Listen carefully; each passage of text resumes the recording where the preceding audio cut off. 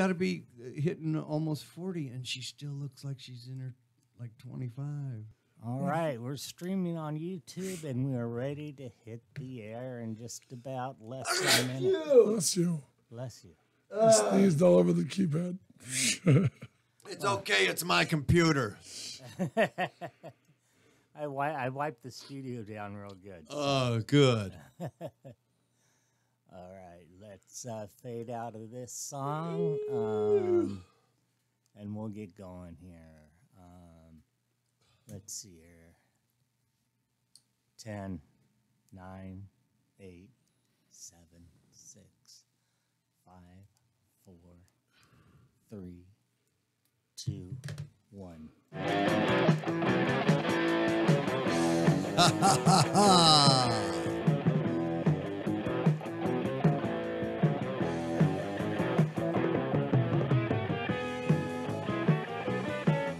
The perfect show entrance. Good theme song. Great theme song. Good morning. It's time to wake your ass up with Taco Tuesday on the Jeff Sargent Show. With your co-host, Patrick, Mr. Verbally Abusive Jankowitz. Thank you, Sarge. How are you this fine morning? Oh, beautiful, man. And our executive producer, Dan the Man. Dan the Man Rob. TCB, taking care of business all the time. Good morning, everybody. Morning, Daniel son. There we go. Good morning, executive producer Dan. Good morning. Did you have a nutritious breakfast? Yes, a nice handful of Count Chocula Count Chocula. with chocolate-flavored marshmallow sweeties. I'll tell you what, man, that's some good cereal right there. That is a good cereal. Oh, not to mention 8 essential vitamins that your body doesn't need. Sugar, fructose, what's other vitamin? Riboflavin flavored, non-carbonated, Die number 6. Yeah. polyunsaturated blood. Giving lab rats cancer and making their eyes explode. Gosh. You know what? I seen that. Did you see the big smoke cloud? I thought it was like a big cloak for the mother alien ship landing, but in Corona, but it was a fire on the side of the hill, man. I saw it when I drove further up Foothill. I could see the flames. I mean, big flame. It is pretty big. But it's alongside the road, and it's all covered in smoke, so they shut it down. But it's in the mountain. Yeah. Everybody seems to be safe, so... Air quality is probably going to be pretty bad for a few days, though. Yeah.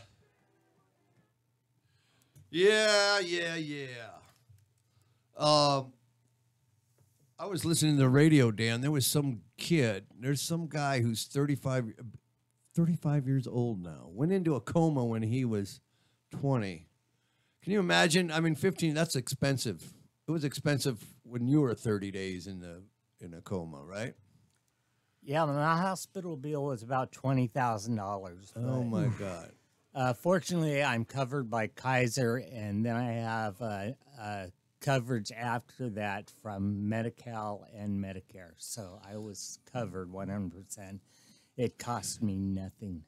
Well, imagine this guy, 15 years of care. You're just waking up out of it. How could you be? You're going to be like jelly. I mean, you're not going to really get up out of your chair and start working. Okay, wow, what? Oh, time is flying. I'm normal, yeah. Yeah, it took me about a 1 month in-house physical therapy, and I started to walk with a walker, and then I was sent home, and I still had my walker. I still do have it, and I still use it once in a while. And then I had an in-house physical therapist, and she would see me for 2 hours every day for about 3 weeks. Well, how come Steven Seagal could wake up out of a 7-year coma? That's half of what this kid did, and start throwing some kung fu and martial arts and aikido on everybody, pulling the IVs out, and his feeding tube. No bed sores, no nothing. Just like, now that's pretty badass. Yeah. How come everybody else can't do that? Because that's a bad movie. Because it's a really bad movie. What movie was that, Patrick? It was originally called 7-Year Storm because his character was named Storm. And he was in a coma for 7 years. How appropriate. Gee, I bet you he thought of that, huh? Yo, no.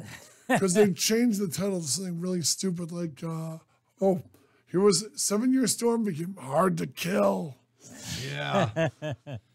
It sounds like every one of his movies is like ego trip titled. I mean, gotta get the tape to Dunphy. Remember the dead KVC anchorman Jerry Dunphy? Yeah, gotta get it to Dunphy. The whole movie revolves around him trying to get a tape from before he was in a coma to Jerry Dunphy. Oh, God. Did he write that script himself? He was always taking credit for the scripts, and he would always put his name on them. And then every single writer would hit the Writers Guild of America, and they would knock Seagal's name right off it because he didn't do anything. He just added some stupid fight scene. Is he like the douchebag of kung fu of martial arts films? I'll tell you guys the story off the air, but nothing on. I heard he was kind of a jerk to meet in person. Is that have you met him? The main experience I had with him, I did an interview at the Fox lot. No, at the Warner Brothers lot. And my brother and I and photographer were walking off the lot, and we hear beep, beep, beep, beep. And he pulled he had like a Mercedes Benz, and he pulled it right behind us. He was honking because he was going to leave the back lot. We were on foot, and this a-hole is honking us. Didn't Chuck Vito beat his ass? No, the guy who knocked him out was a guy named Judo Gene LaBelle. Okay. And I met Gene LaBelle ironically on Flintstones. Gene LaBelle looks like the Thing from Marvel Comics. Yeah. Imagine the Thing with bright orange hair, and he's as wide as my brother and I, shoulder to shoulder. Damn. He was oh my God, he was huge. And Skull had a reputation for connecting. You do a fight scene, you block it off, and nobody gets hurt. Well, he and Van Damme had reputations for connecting. Connecting with their stunt person. Yeah, the stunt guy who's pretending to be hit with him would be really hit by him. Damn. And Judo Gene told him, hey, you're hitting my guys. And he said something like, oh, poor babies, I'm breaking all your stuntmen. And supposedly Gene slapped a headlock on him and knocked him out. Wow, that's great. But he did it in front of multiple people because this story has been in the stunt community for about 20 years. Ah, good. It's good to see him get wiped out once in a while. Well, if you look, he's now totally low budget. You'll see his stuff on Netflix now, and he's just so fat. He is. God, his face really blew up. I saw at that. Was it? I don't know what toy store it was. One of those independent toy stores, and I saw a Steven Seagal action figure. They made an action figure of him for real? Yeah, what's that one Italian name he had in that movie? Nico. Nico! It was Nico. Yeah, it was that character. I know an LA film critic, Rod Lurie, used to call him Donald Duck. Because he dressed the same, looked the same, and acted the same in every movie. Great analogy. Yeah, exactly. So, fellas, we got a guest coming in at 7:40. Wow, cool. Tell us more about this guest. This would be the ubiquitous Kurt Cushion of Force Work Comics. Well, wow. So this guy creates his own comic book. creates his own comic books, runs his own company out of Rancho Cucamonga. Does it only at his comic book store? Can I go to Four Color Comics? No, over there? you can buy his stuff at Four Color. He would do FemForce. He would do the Ozopolis series about Dorothy going back to Oz. I've seen that on the cover when I was there at the. I didn't know that was him when I was at the last comic book store I was at. What was the last one you went to? I think it was Four Colors, and then I went to this other one in. It was down in L.A. It was near the airport, and it was made out of a gas station. Pulp Fiction? Is that the name of it? It's pretty cool. They got a lot of cool statues and figures and toys, which I like. I like collecting the comic toys more than the comics. But You designed them too. yes, I like the ones with more than 1,001 articulated positions. That is cool. Let's hear some Ray Gun, man. You were Oh yeah, let's hear some. You want to hear that? yeah. Let's start off with some music, man. Let's kind of like wake everybody. A lot of people are listening to us, going, "Wow, about the hell?" They're eating their cereal and milk's dribbling down their chin. Or I might be talking about myself. Yeah, and don't forget to mention the phone number 909 360-8330. And there's a prize in every specially marked box of the Jeff Sargent Show cereal.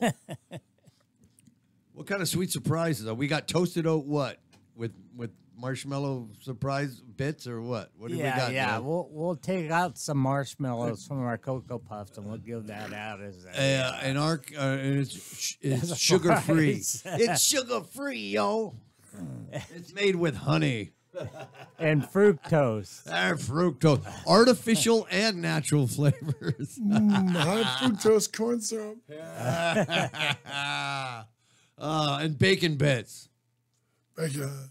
Okay, I'm feeling like some cheeseburger. You know I like playing cheeseburger in the morning. You love cheeseburgers. I I'm gonna love bring cheeseburger. cheeseburgers in one morning. We got to find out where they live. I got to find out where they're from, man. Maybe they're from Hollywood. If they're from L.A., then it's cool. I'll drag them in.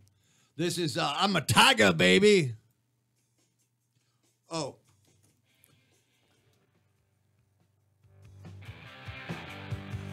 Hey,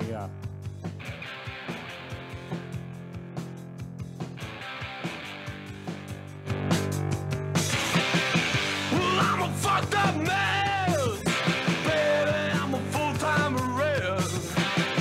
Well, I maxed out all my credit cards. Yeah, I live in a town. Ain't got no job, ain't got no money. I blew it all on a three-way tour, just like to Puerto Rican. Out on the weekend, I'm just looking for something to do. I'm a tiger.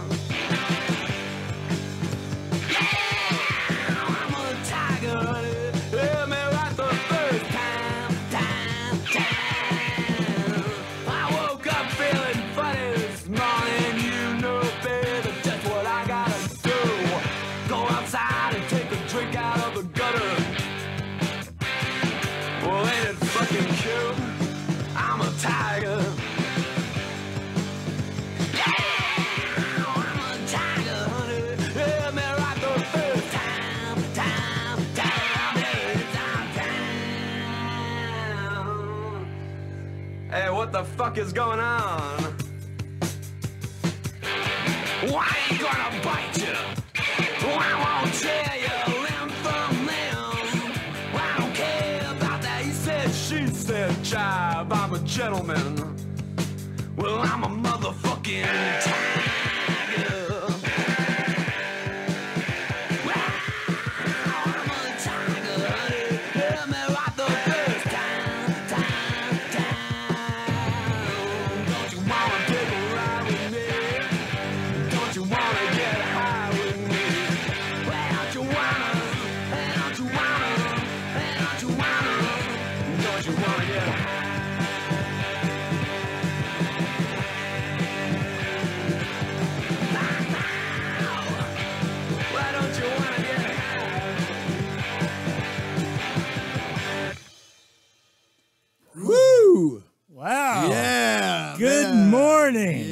Yeah, wake your ass up. Oh, yeah. Let's have another 2 for Tuesday. 2 cheeseburgers in a row. Double cheeseburger. Do you remember? Do you remember? Well, I believe it was late September cold. Oh no. You were going back to school and think they might teach you just a thing or two. Oh no. Well, I know you're a real smart cookie. You're no rookie. I know the guys that you've been around. But do you remember our town? This one's from New York to your gown. Baby, take a look around. This one's from New York to your gown. Do you remember? Well, I believe it was late December cold. Oh no. Well, you lit up like the Christmas tree. Baby, I was all alone. Oh no. You gotta listen to me now. New Year's Eve don't mean a thing to me. It's 79, the GPT. If you wanna hang around with those creeps, hang around. But do you remember our town? This one's from New York to your gown. Hey, baby, take a look around. But this one's from New York to your gown. Do you remember? Remember? Remember? Do you remember? Remember? Remember? Baby, do you remember? New York, New York, New York, New York. Do you remember? New York, New York, New York, our town.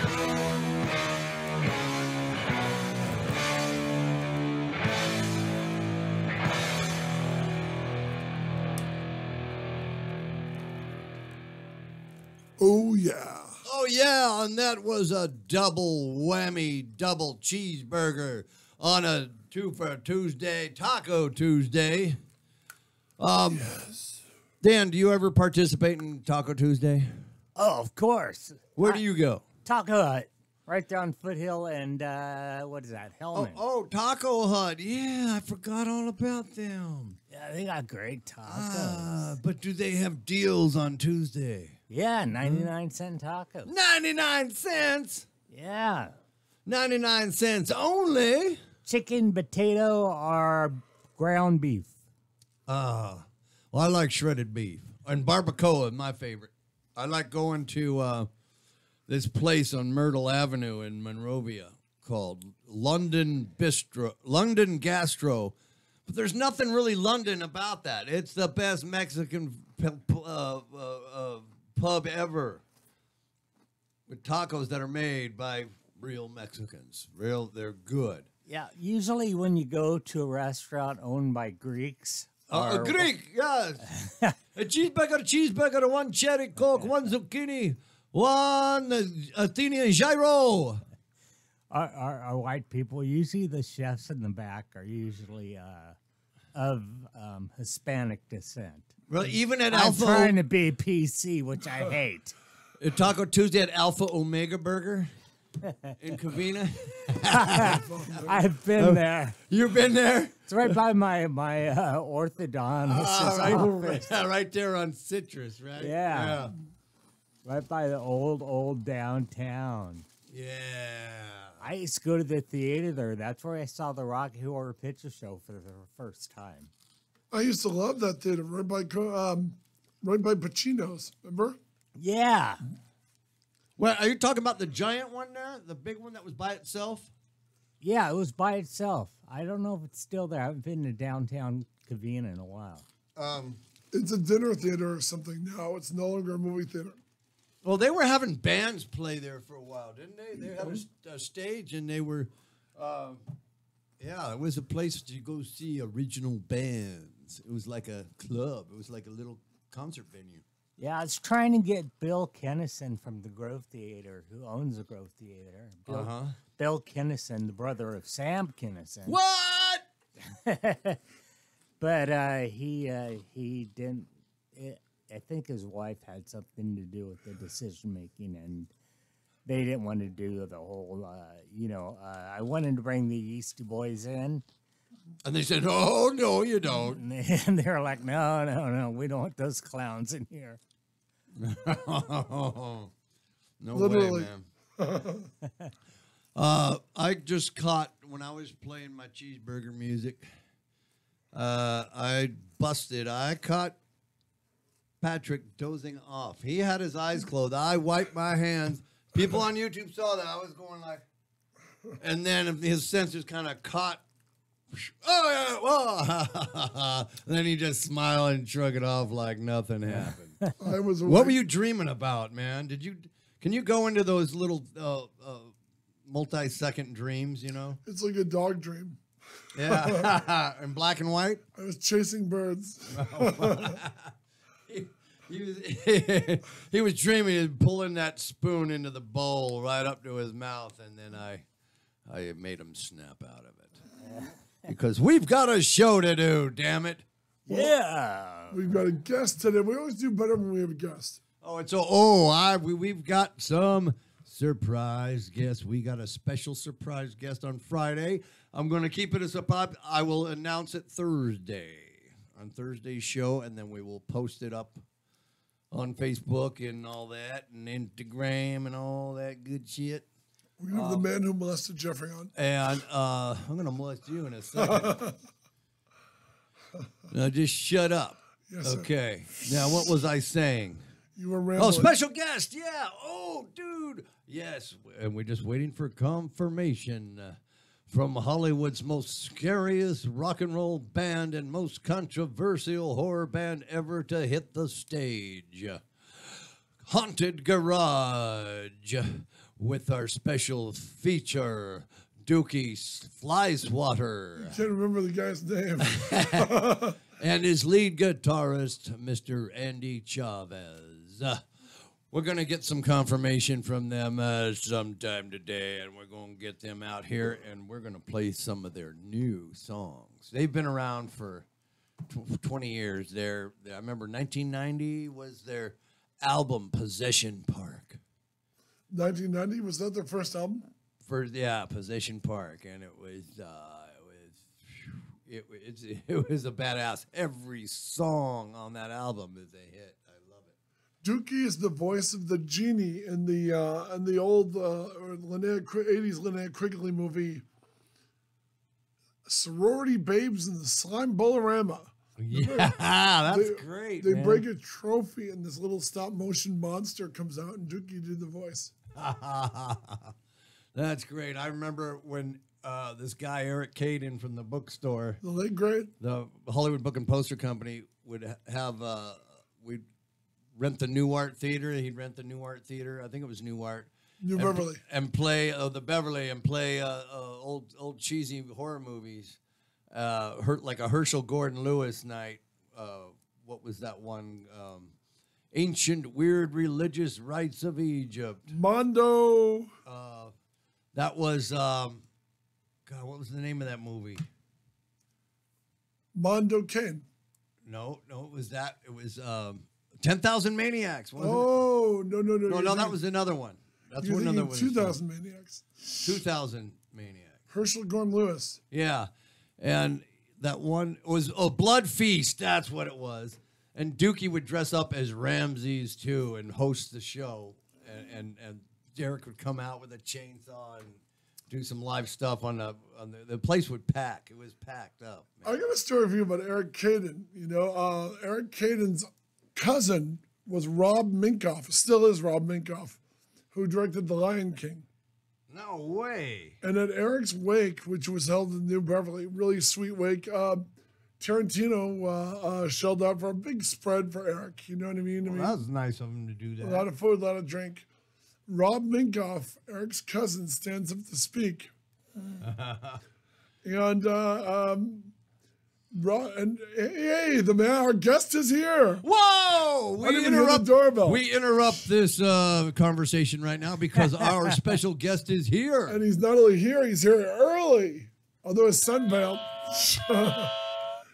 Who is it, I ask? Oh my God, look at that Jack Kirby, the 70s miniseries Jack Kirby shirt. Wow. Wow, Black Panther. That was one of my favorite comic book heroes, man. The Stan Lee of the Inland Empire, Mr. Kirk Cushion of ForceWorks. Cushion, all right. Wow, Dan the Man. Let's is get escorting this him in. guy set up here with his microphone and headphones. Wow, Kirk, a real to-do in the Inland Empire. Good to see you, sir. He's going to be set up on microphone number 4. Dan the Man is hooking our extra special guest up. Yeah, that was a terrible miniseries. Jack Kirby got the right and draw it. It was horrible. He and 2 millionaire midgets are chasing time-traveling golden frogs. That's why you only see it on shirts. You never see it reprinted because it sucked ass. microphone, so you want to talk right into here. Talk right into that rubber band. Let's hear your dulcet tones, Cushion. Good morning. Wow. Good morning, Mr. Cushion. Kirk Cushion Thank you of for- ForceWorks. Thank you for showing up.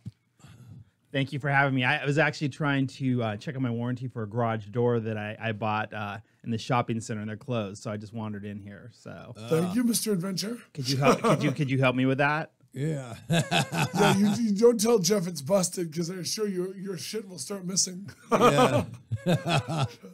So tell us who you are, man, and about your comic book franchise. here. Well, I'm Kirk Cushion, and I've been writing comic books and started working in TV animation. And a longtime friend of Pat's, so he said, "Come down and have some Count Chocula." So Which I am now passing you. it is legit. There's really Count Chocula. We don't lie, in baby. the studio. So talk to us, Kurt. When did you? Because you've done a whole bunch of stuff. You've directed a lot of local commercials for various Yeah. businesses. Yeah. You worked on, if memory serves, you shot the secret ending for Batman Returns, right? I did work on that. I was a PA, and they were changing the ending. So I was a PA with a company called DreamWorks, which I think has been since bought by Disney years ago. And they had to basically do kind of like a Gotham City skyline. And Michelle Pfeiffer was going to look out on it. I guess the thing was they wanted to show that she was still alive because it was questionable. So my important job was craft services. And the good part, I had to go pick up the Catwoman costume at Warner Brothers. Wow. So cool. Yeah, that was kind of cool. So I returned it later on, but we won't talk about that part. They had to hose out the costume, Kirk. Well, I'm sure they do that anyhow. Who wore the outfit? Was it some PA? Some chick? It was a body double. I think it was a stunt person. Kathy Long? I didn't catch her name. Burton showed up on the set to kind of give it the thumbs up. So that was kind of cool. It was hard not to be a fanboy. So yeah, but it was interesting. I mean, it's just one of those things where you just sort of wander into it, and that was a cool moment. One of the cool things you did is you stole the storyboards because you showed me later on. Yeah. Well, they had them laying around, so I had kind of my eye on them, and they were just photocopies, so they weren't the original. So I'm saying that for law enforcement purposes. Yeah. But I remember interviewing Dan Waters, who wrote that and Heathers. He said he was pounding his head on the desk at the ending of the movie. He goes, "She's not exactly waving at the camera, but it destroyed me seeing it." Yeah. They probably test marketed it and did a screening, and they said, well, is she live or not? So, but yeah, it was fun. It was cool. It was neat to be on the set. And What else do you work on when you were a PA? PA is like the grunt. You go absolutely. through everything. Tell us about that. Well, my main job on that was craft services, and they said you're doing craft services, and I didn't even really know what that was. I was pretty green, so I would go down to the pavilions down the street and try to keep the M&Ms full. I was about to say the M&Ms are always flowing in the craft. So I hooked the crew up. I think they're pretty happy, but unfortunately, that was my only craft service gig. and I've been trying to get back in the craft service industry for quite a long time. Unfortunately, you really have to know somebody to get in the craft service industry. So I've had to do animation writing instead, which no one wants to get into, and it's really easy. You just walk right into that. So In case you don't notice, that's Kirk's dry-faced sarcasm. no. Tell us about some of the animated shows you've been working on. Well, I've just started segueing into that. So I'm working on a show right now called Vault the Wonder Deer, which is, I'm working on the second season. I just finished my 4th episode, and I don't know when it's going to premiere in the U.S. So I think it's, my comic book writing didn't really get me the gig so much as it kind of just showed that I'd done some stuff. But it basically through networking and, going out and just meeting people. And, they always say, you always hear this, be nice to everybody, but be yourself. Well, they say be nice to everybody, but I think sometimes people are nice to people and not sincere. So you kind of have to find your people. That happens a lot with production, with PAs. Some of them are mean. Yeah. Well, sometimes it's their job to be mean, you're especially when you're dealing with a crowd of background, which you get a lot of extras, a lot of idiots, a lot of stupid dummies, and just like. Was that hard? Have you done the? I did extra wrangling. They talked me into doing extra wrangling where I would push the extras around on some terrible movie shooting in Griffith Park. And it was like literally trying to herd cats. It was just so thankless. Yeah, it's better when they're like cattle. Herding cattle is a lot better than herding cats. I find if you microdose them with LSD, they're a little bit more docile. So I'm not condoning that. I'm just saying I've heard it's used. But remember, you worked on that one set where they were scratching their skin, big bloody streaks. Yeah. you dosed them too hard. Yeah, it's hard. Height, weight, you have to take that in consideration. And everything. Well, let's talk about FemForce and your company. When did you wake up in the middle of the night and say, I need to start my own comic company? It just came out of, I'd always loved comics. I had done, we kind of go way back that. I had been doing short films.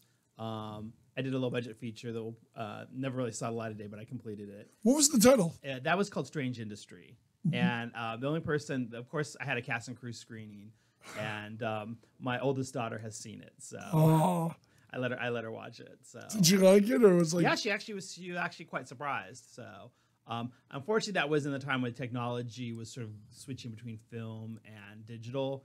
And I didn't quite have enough money to do the right. So the main problem was the sound. Well, the sound is, again, when you have those microphones and you can hear the wind, two people will be talking, but it sounds like a snowstorm. Yeah. But it was a great experience. I mean, it was one of my goals. But I had kids and I started doing TV commercials, and it was just really hard to go out on the weekends with my crazy friends and make short films and such. So I just started doing comics because I love them, and I'd had an idea about these sort of a Get Smart parody, and I went to Comic-Con and got a booth. Now, this was at a time when you could get a booth a little easier a few years ago. I took some beautiful women. I had a buddy named Anthony Marinelli. God bless Anthony, man. What a great guy. Yeah. He passed away, but he was sort of my John Candy.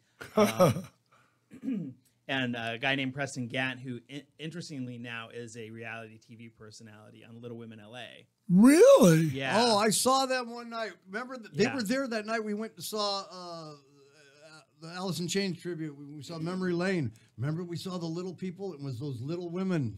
It was those girls. They were there. That is the correct terminology. Little people. That is the correct terminology. But yeah, so Preston Gant, Anthony Marinelli, a guy named Mark Root was helping me produce it. And I would shoot a commercial and get a Panavision camera, but I would keep it over the weekend, and we'd go to a mall or some deserted place and shoot some scenes. And somehow I met these Kung Fu guys, and we made this trailer. But that helped us. A small combo company had approached us about doing it, and I'm like, okay, great. So it was really small, and I wasn't actually writing the initial comic. They were doing it. And of course, as a creator, I wasn't really happy. He was kind of leaning on the TNA, and I saw more like a Get Smart type, parody about the suburbia. Were those the creepy guys who do Flare Comics? No, this gentleman, he was a one-man band. He's since passed away. nice guy, but he just had a different vision, and he was trying to sell comics. But it introduced me to some artists, and I kind of learned the process. So when that license was up, I just started doing it on my own. So. Well, your company is beautifully drawn. I mean, the covers and everything. You talk about Ozopolis. That's kind of your far and away hit, right? Yeah, basically because it's based on a property that people recognize. Oz is public domain, so that's why you see a lot of people doing it. I tried to do something which it shouldn't be different, but it was different. I tried to stick with what Baum was intending and keep it all ages, even though he had some really weird stuff in it, like, at one point, the Tin Woodsman's body parts are sort of reassembled into a weird Frankenstein creature in the original books from 100 years ago. Or they'd have conversations with people, their heads were in the cabinet, or they would take her head off and on. But Baum really was very sci-fi. So I just tried to pick that up. And yeah, that was definitely the one, because there's sort of an audience for it, and people liked that I kept true to the idea of it instead of making Dorothy a vampire or a space hooker. They're always doing that. Oh, Dorothy's a mercenary and she's in an apocalypse now, like trip up the river to kill the witch. I mean, I know people, I like edgy stuff, but I like to try to keep stuff true to kind of its intent. You have daughters too. You can't make Wizard of Oz too different, right? Well, yeah, there's always that, and I just, I'm more on the kind of fun, like my other comic, Super Teentopia, was sort of a Ferris Bueller's Day Off with superpowers. So I was always sitting around and go, the Teen Titans, how do they afford jet fuel? So I basically said, okay, I'm gonna take my high school experience. What if we had powers? So one guy, if I had powers in high school, I would have just used it to meet girls, literally. If I would have seen a problem, I would have helped, an old lady crossing the street, but I would not have gone out of my way. I certainly would have worn a costume.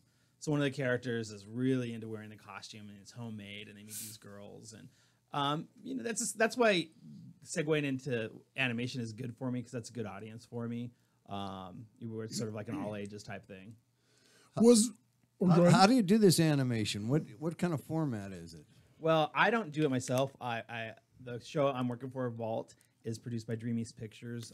They have an office on Sunset. Yeah. So I'm basically working on the show, and I'll get script assignments from my story editor. Are they done with actual drawings? Are they generated? How do you do that? It's sort of a mix. I believe the final form is Flash, but I was in there the other day, and I got to see animatics, which is literally a guy sitting at a storyboard, like a tablet, and he's drawing it and he's animating it roughly. And then, there's guys designing stuff. So they actually do a lot of stuff by hand, but I think the actual procedure when they move the characters, they're using Flash. But it's a beautiful show. I can't wait till it'll probably end up on Netflix or something. It's essential to do the storyboard, though, right? By hand? I mean...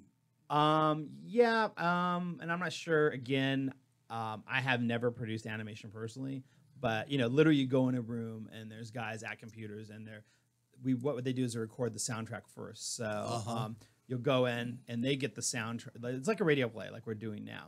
And they basically will draw it and sort of not frame by frame, but they'll do every 5 frames. And just kind of continually refine it.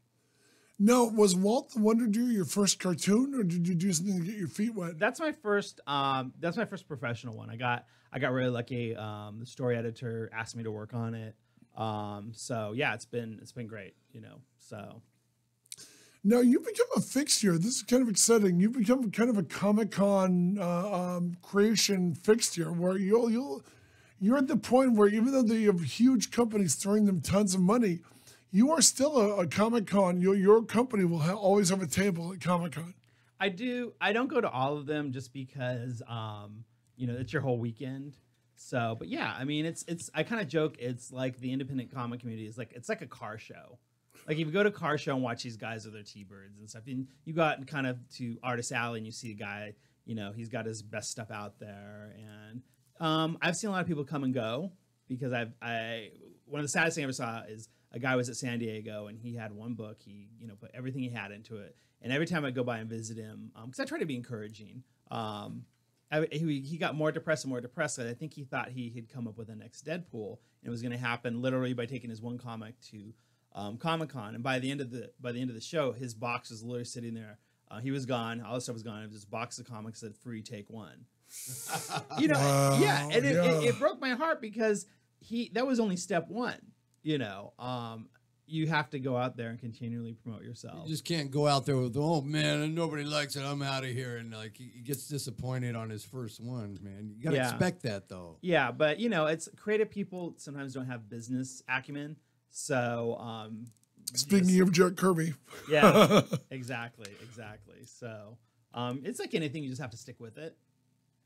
no, when you were doing like FemForce and Jurassic Trailer Park, when did you realize? No, that was one of your better That's I books. right. like that Jurassic Trailer Park. Well, I would try different things to actually get people to read my comics. So, the popular place, Jurassic Trailer Park, was doing miniseries, so people would look at it and kind of, oh, I'll check this out. That was a big seller in Arizona originally. People thought I was a genius, and I'm like, so I should be actually making comics in Arizona apparently. So Are you going to the Tucson Comic Con? actually I'm not. I have been to Phoenix before, and it's good. I mean, there's a Comic Con literally every weekend, sometimes a couple. I mean, you could literally spend your life at these things. There was just one up the street the other day. Oh, that's right. Well, Yeah. let me ask you: were you at the Phoenix Con earlier this year? I did not attend this year. It was the weirdest thing. I covered that one. That's where they let a fat guy in body armor with swords, knives, and guns. They let him come in because it was his dream come true to kill one of the Power Rangers. Well, that's all one of our goals, right? But again, I defend the Power Rangers. They're my friends. we have to commend him for sticking with it. Yeah, a You know, man with he a did- plan. Yeah, he didn't do it once and give up. So, but yeah, he kind of ruined it for everybody, right? Because now they wouldn't let anybody have any weapons. It was amazing. They literally pounced. There was a table, a guest, What did he have, real weapons or what? yeah, he had body armor on. So So he walked into the con. They let him in. And when they caught him, they tackled him on the convention floor. When they did that, I noticed all the other people were suffering. The cosplay line to get in was like 30 deep. And it's 110 in Phoenix, and they're making Catwoman walk all the way back to her car in her high heels and all that to put her whip away.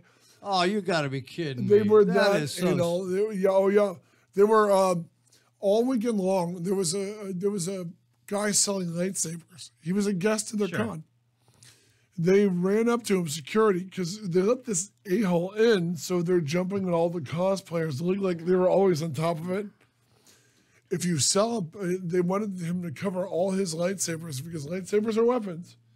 Oh god! So if it's not made out of a rubber balloon or plastic, Right. If it wasn't made out of either, they wanted it to, you know what I mean? They covered the guy's booth, and then they told him, if you sell any, you gotta cover that up too. As soon as you buy it, take it out to your car, and it's Phoenix. You're parked 100 miles They away. knew the lightsabers weren't real lasers, right? They did, but they were there. It felt to me like they were showboating because they wanted to look like they were always on top of it. You know what I mean? Hey, cosplay is not consent, so they better not get too on top of it. what started that in the first place with this guy? I mean, he goes in there with. Did he? They let him in with it. They let him in with so the what? stuff. But did he? Was he just walking around or what? What? He was walking around looking for the Power Ranger he was hunting. But he wasn't flashing anything, swinging weapons around. Or Didn't he have a anything. gun? I thought somebody had a gun. He had a gun. Yeah. Yeah, he had a gun with him, and you could see the gun. Ironically, he What was kind looking, of gun? A toy gun, right? No, No, it was real. a real gun. It was a real gun. Wait, No, wait. I heard he had a Glock, and I saw that there was knives and all that. So he came loaded for bear, and Unfortunately, the Power Ranger who he was looking for was the one that's in jail. oh, was that? Isn't there one? that Yeah, just got yeah. He manslaughter? stabbed. Yeah. He stabbed his roommate. It was going off on him, and Allegedly. he took a real He was- samurai I think he was sword, convicted now. and You have to say allegedly. So yeah, they I think he stabbed him through the door. He Under legal burst through the counsel. door, and he held it up, and he defended, and he walked right into. The I mean, store. that's sad, but it's even sadder that the Power Ranger had a roommate. You think the guys would be able to, I at know. least have his own condo in Bakersfield or something. Remember, what's his name? What's his name? Who produced Power Rangers. Saban. Thank you, Haim Saban. They're all non-union, right? They were all yeah. non-union. I remember. I've interviewed a bunch of stunt people who would tell you about getting kicked in the balls in Griffith Park in the octopus costume, shooting Power Rangers episodes. Yeah, ironically, some of the writers on Vault worked on Power Rangers. Now, is it Vault the Wonder Deer? It's Vault the Wonder Deer. He's the Wonder Deer. What's yes. the log line if we can get a...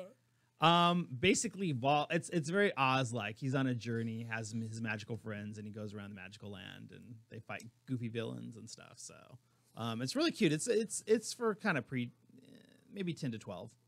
Now, is it fun to hear your dialogue coming out of a cartoon deer?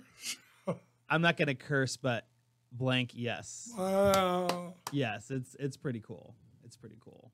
So, This is uncensored radio. Usually we have a horn, oh, okay. but the horn lasted about a week and it just died on us.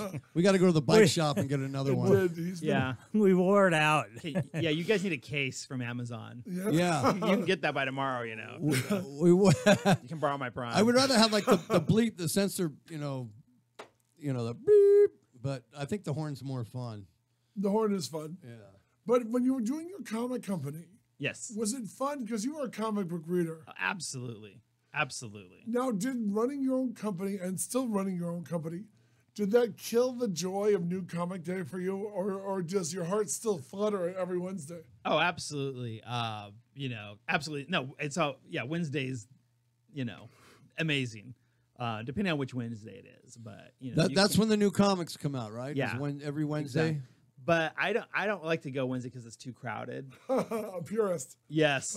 So, but yeah, it oddly it didn't. But I thought people in show business were shady. People in comics are the most shady bunch of people I've ever encountered. So I've heard that. Now, who is the shadiest? Publishers, artists, inkers, letterers?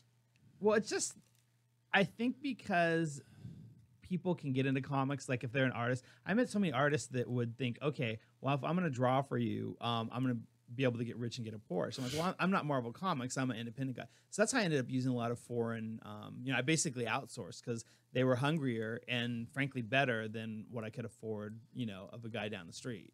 Their work is beautiful. You showed me the Yeah, gal's absolutely. work on Ozopolis, and it was just amazing. Yeah. And if it wasn't for the internet, I would never be able to connect with these people. So really, I could not have done it 20 years ago. Now, have any of the big 2 or 3 tried to take over your company? No. There's so many independent comics, so they've got plenty of properties. So I think it's easier for them to. But it's nice. I've had a couple of companies publish my stuff, so that feels good. At least I'm not fooling myself. Wow. At least not all the time. Just 95% of the time, I'm fooling myself. So What is your favorite book or your own work?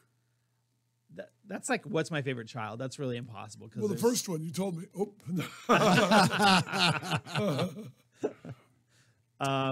Each has its own, personality and things you like about it, and you do it. You do it for a reason. Working on an animated show, it's work for hire. I'm coming in, and my job is to execute their vision to the best of my ability, what they want. So with my own stuff, obviously, I'm doing whatever I want. So it's hard to choose. Probably, I don't know. I think probably the one about high school, just because it was about high school, and I enjoyed high school quite a bit. So and it was sort of autobiographical. So the superhero high school book, Super your Teen Teentopia. Titans. Yeah, Super Teentopia was a lot of fun. Yeah, I took pictures of my old high school and gave them to my artist Gonzalo Martinez and said, just make this the high school. What was your old high school? Etowanda High School. Wow. Etowanda. Wow. Etowanda. No room in the world for Kirk. What about one of the more touching things? Our late great friend Tony, I noticed you made him the bad guy in several of your series. Anthony S. Marinelli. I think he would like me to say his name properly. So We always call him Tony. yeah. Every time we- Sometimes then these guys with these, it's Bill or William, and he was Tony. People, I go by Anthony now. I'm like, well, I'm just calling you Tony. Too bad. Well, again, Babe Force came out of the fact that I was basically making it up on the fly, and I needed a guy who looked kind of like a villain. That was Tony, and I slapped an eye patch on him, and he was kind of a shorter guy with his big curly Italian hair with an eye patch and a black suit. So he just kind of fit the bill. It was very much like I think how George Romero was doing Night of the Living Dead. You just kind of grab people you knew. That's just what anybody does when they're kind of starting out. So we had a lot of fun. I was really glad one time because he passed away, he had said, he just had so much fun working on this stuff. So I felt good that I was able to, you know, really give him a good time on a short time here on Earth. Wow, yeah, he was a sweet guy. I know how proud he was the first time he showed me at Comic-Con one of your books with him as the villain. Oh, absolutely. He said he never thought he'd be in a comic book. And then the first year we took, and it was that first year I got the comic deal. The first year we went, Art Thibet from DC Comics really took a liking to us. So we went out to dinner with him, and Tony couldn't believe we were out to dinner with a DC Comics pro. So I was, you know, stuff like that was really good. Of course, I was excited too, but it's nice when you can kind of involve your friends and they're doing stuff they thought they'd never do. You know, Art Thibet has a teenage daughter who draws amazingly. Really? Yeah, I hung with him and her at a con. I did a signing next to them. And it was like this 15-year-old girl, and she was drawing George Perez level Wonder Woman. Wow. Yeah, he's a great guy. He's a nice guy. There's you know, I say comics is a shady business, but I've also met some of the nicest people. Like, again, George Perez, nicest human being on earth. Where the hell did you meet Perez? Well, this is weird. I was taking ads out in Comics Buyer Guide for Babe Force. CBG. Yeah, back in the day. And I was at this little Pasadena convention where nobody was at. And I take my Teen Titans archives up to Perez to get it signed and have a Babe Force hat on. And he signed it and he goes, "Oh, I love Babe Force." Well, yeah, exactly. George Perez is reading your work? He apparently had seen the ads and checked it out because George loves a beautiful lady, and with a name like Babe Force, he was really interested in that. And so he that weekend had drawn some pinups for me. So it's still the one pinup is on my wall. Is it one of your characters? Yeah. He said pick a character, and he kind of went to town. So that was stunning. So again, you never know. You just gotta, you know, like I always tell people, you know, you just gotta get out there and try it and keep at it, and cool stuff like that'll happen. You have no idea that one of the biggest, most influential artists in your comic is reading your work. I wish I could have seen my own face when he said, "Oh, I love Babe Force." I just was like, "What? How do you even know about this?" When I was running for Wizard, speaking of Late Lamented, when I was running for the Late Lamented Wizard magazine, I did the first and only superheroine lesbian fetish article for Wizard magazine. All right. Which they wound up calling Too Hot for Comics. I was covering that weird, sold only at the comic conventions. They have what they call lesbian superheroine fetish work, where they do short films. It's like Catwoman torturing Wonder Woman kind of thing, but it's weird. And yeah, I actually know a couple girls that have been hired to be in those, and those part of it wasn't porn. It was definitely just fetish. Weird, yeah, it was kind of like a Betty Page kind of thing, right? Yeah, definitely. Total Betty. Well, I interviewed a couple of the girls, like you said, Stacey Burke, who actually was a homecoming queen at Pomona High. Mm-hmm. Well, I start to, the editor at Wizard goes, "It would be fun if you could find out where this is coming from." So I found out that this one company out of Florida, which was doing superhero and lesbian fetish with their own characters, was run by George Perez, who would design all the costumes, and his wife would make them. Yeah.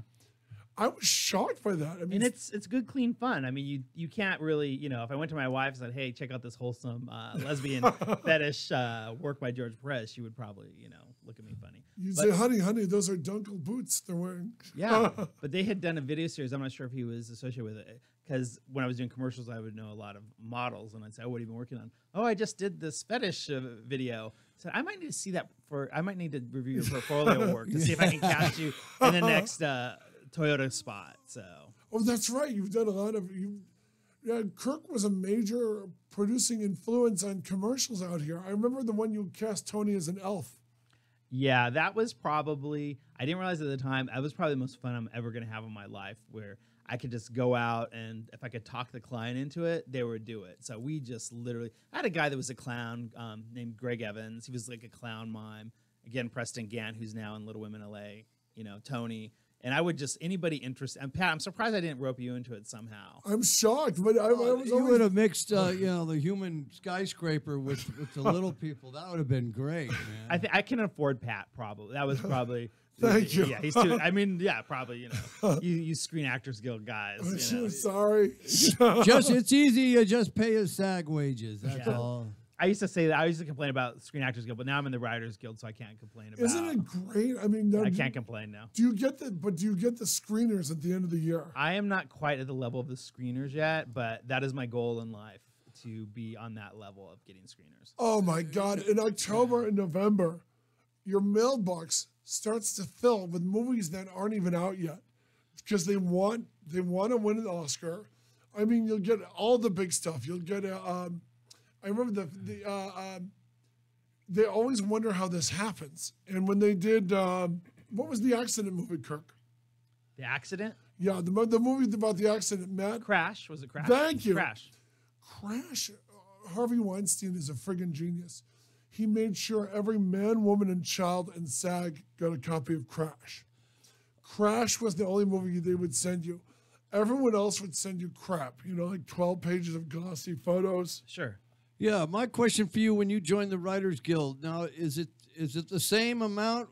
What's the fee to join? Like SAG is like $3,000 to join now. I mean, what was it when? Well, the Writers Guild will occasionally have specials, so I think they need to kind of fill the ranks up. So it's about half that. Oh, So anyway, well, that's a good thing. But you have to again have a certain amount of credits, just like you do with SAG. Do you pay the dues just like you do in Yeah, it's the same thing. But I just joined this year, so maybe I will be getting screeners if you said it's towards the end of the year. So. It is. Watch your mailbox, because at the time, everyone thought they were nuts. Like Tarantino won't let anyone send out free copies of his work, in SAG or anything. But they sent out Crash. Everybody saw Crash. Everybody, because it was the only one you got for free. Crash swept the SAG Awards and swept the Oscars because it's the only one you didn't have to leave your house to see. Yeah. And after that, whatever the first screener was, it generally won the SAG Award and it won the Oscar. I know Warner Brothers, who played the Joker. Which one? No. The one who won the Oscar. Heath Ledger. Heath Ledger. Thank you, Ledger. sir. I was a nerd. I'm ashamed I got that wrong. Yeah, I'm happy to help you with some of this pop culture stuff today, Pat. I kept thinking of Cesar Romero. Well, you're right, sir. Thank you. But yeah, so Warner Brothers made sure everybody in SAG, everybody in the guild got the Batman movie, and Heath Ledger ended up winning. The first guy in history to win for playing a comic book character, by the way. So after that, they send you everything. Mm-hmm. And they send you everything, and it's just amazing, Yeah, I'm just in it for the perks, to be honest. So That's what you should do. and taking my wife to fun parties, that always scores points when you take your wife to a good party. So. Oh, and plus you're across the street from the farmer's market when you go to the Writers Guild. Yeah. You You get that free parking if you play it right. And now, do you ever go to the screenings? When they, Yeah. Over on at the theater in Yes. Beverly Hills. Yes. And sometimes, if you're lucky, 8730 Sunset Towers, which is a great theater. Mm-hmm. But that's amazing. So Wonder Deer got you into the WGA. Yeah, and it's just, again, one of those things where you don't, I try to explain to my relatives, it's like, well, you don't apply to write on a TV show because, everybody wants to do it. And it literally was a story editor. She could bring in one new writer, and she said, hey, I've been, looking to get you involved in something when I got in that position. And, again, it's someone who I knew from around. I was friendly with, like I am with everybody, and I don't know, really, I wasn't nicer to her than I was to anybody else. So, but I guess she saw something. So that was really nice. Yeah, it's been a great experience. So, Now, where are you working? Are you? Last I heard, the animation studio was the one on Sunset, right? that's where the office is. You just go in for meetings, and you just, like anybody, you just work at home. So Best coffee ever, though. You know what I mean? I mean, yes, I love working from home, but I love getting your ass together for the meetings. yeah. And sometimes you have to go out to the library for a little bit just to get some work done, because when you work at home, there's always things to distract you. Isn't that terrible? You know what I mean? The dishes, or you get a package from Amazon, or I literally would go like someplace where I don't have internet sometimes. Really? Do you have your own little private room that you make your little office where you're Do you have a man cave? where you could just filter out everything around you? And Well, I do have a man cave, but the weird thing is I don't ride in it. We have the garage is totally redone and everything. And So you know. where's your creative? Actually, I do. zone? I usually do the dining room table. Yeah. The dining room table, like homework in high school. Yeah, it's literally my kids will be at the table and doing homework. It's, that sort of thing. So Is that fun? The three of you all having the four of you all having your homework. yeah, it's interesting. It's interesting. So nobody's bothering. Everybody's doing their own thing, even though you're in the same room. Yeah, and I've talked to people like that say, I can't write at home. I can't write at home. I don't know. I'm just so used to, and plus I can't sit down and write for 3 hours straight. I literally will get up and. Oh yeah, anytime. I mean, 45 minutes should be. I mean, we sit here 2 hours in our chair and it Sure. goes by pretty fast, but you got to get up and get circulation going. It's like anything. We have a deadline. You just make it happen. You just figure out how to. I literally, if I have a deadline, I know how many pages I need to get done per day, and I literally have a calendar out with a pencil, and I have it blocked out, and I'll sort of adjust it each day, and that's the only way I can get it done. Do you give yourself a time frame? Yes. To get so much done by that. Well, I know, like, for example, say I need to do X amount of pages a day. But like if it's on a day I know I'm busy, I'll have less pages in a day, and I'll just literally block it out. It's like it's due here. I leave days for rewrites. So literally I'll leave about 2 days. I want to have it done about 2 days before I have to turn it in, so I can go over it and go over it and go over it. Wow. Yeah, like I got to turn revisions in on something by the 27th. And that's like tomorrow or day after tomorrow. What are you doing here, man? I know. But the weird thing is because I'm not really productive until like in the middle of the night. Are you like that? Are you No, I am I keep normal hours. I think it's because I used to be that way, Pat, but when you have kids, you just Oh. Well, you're a dad with young kids, so you got to have. well, they're not. We'll say they're young, but they're not there. No. Yeah, they're not that young. One But just started college, so they're medium young. Well, you don't look that old. How, No, he isn't. well, yeah, Don't do that to him. Yeah. It's Hollywood, man. Shut yeah, up. exactly. Yeah. People say, how do you have kids that old? Yeah. You start when you're 10. Yeah, sure. you adopt them like Brad Pitt Sure. and Angelina Jolie. That's what you, But Kirk has always been baby faced, so Well, my wife looks really young too. she So, does actually. So it kind of, people are like, oh, are those your friends? I'm like, no, those are my kids. Those are your friends. I saw you offering those kids weed. Yeah. I just became a grandpa, and people still can't believe you're a grandfather. You don't look like one. You don't act like one. I mean, you go to punk rock shows. You're a rock and roller. You go on stage. You do all this stuff, and You dress as a clown, literally. yeah, you dress as a clown, and you f with people all the time. Yeah, how can you be a grandpa? I'm like, I am. I'm going to one of my juggalo at the same grandpa's time. gigs And tonight. a very gentle lover. Yeah. I'm hanging out with my grandpa tonight. Where you going? Leisure World? No, we're going down to the Doll Hut, and we're gonna pogo on We're going stage. to open with the yeasty voice. I love my granddaughter though. She's great. well, come on. Is she great? She's kind of just laying there in the piddling stage, right? Yeah, she's only 2 weeks old. It's only been 2 weeks. Basically, she's like a bun cake with eyes. Yeah, she's adorable though. But that's good. No, of course she is. You know what I mean? Do you have her picture in your wallet yet? It's all I have. It's funny because remember the days where the grandpa or the father used to pull out all these pictures in his wallet. Right. Now everything's on a phone. Oh. So I pass around my phone at like because I go to rehab and AA and all this shit, NA and CA and all this anonymous crap. And people are like, "Oh, she looks just like you." I'm like, for one, it's my son's daughter, and my son is my son, but biologically he's not. My wife had my son before we got together. He was 2 though, and I raised him because his dad was a crackhead.